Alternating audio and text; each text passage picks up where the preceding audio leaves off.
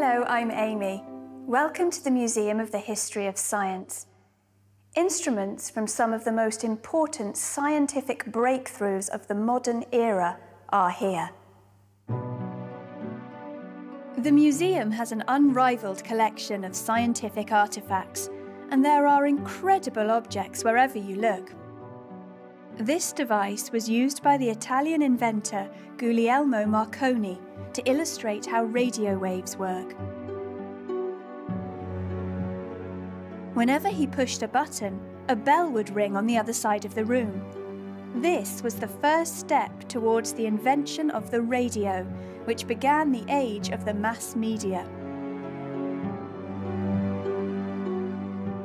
Biologists in the 1930s and 40s used this apparatus to develop and test the revolutionary drug penicillin. It was wartime, so they had to be innovative and even improvised with biscuit tins. But despite the lack of proper equipment, this research led to the large-scale production of the world's first antibiotic. Since then, the drug has saved millions of lives. But neither this penicillin apparatus nor Marconi's radio wave device is the most popular item on display in the museum.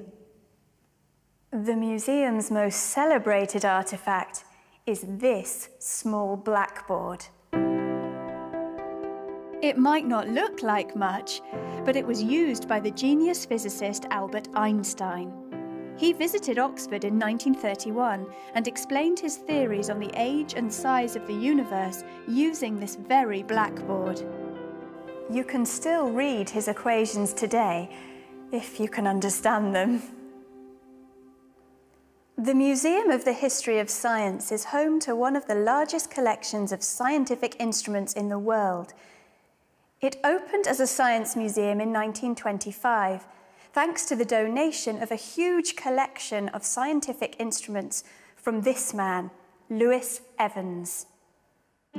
Evans was a paper manufacturer, but always had a keen interest in science, even as a child.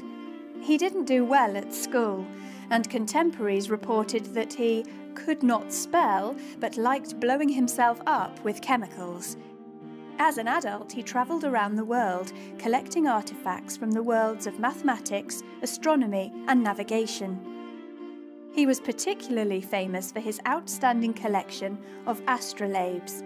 These are historical instruments that predict the positions of the sun, moon, and stars. They were used by philosophers, navigators, and astronomers for centuries.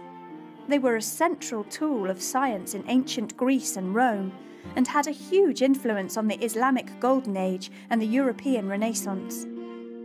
Evans also collected sundials, ancient devices for telling the time, and quadrants, instruments used for measuring angles. Today, Evans's items are still central to the museum's exhibition, but over the last 90 years, the collection has grown. These two beautiful 18th century globes, for example, one showing a map of the world, the other showing a map of the stars, used to sit in the library of Oxford University's All Souls College. This ornate silver microscope belonged to King George III. This old astrolabe was Queen Elizabeth I's.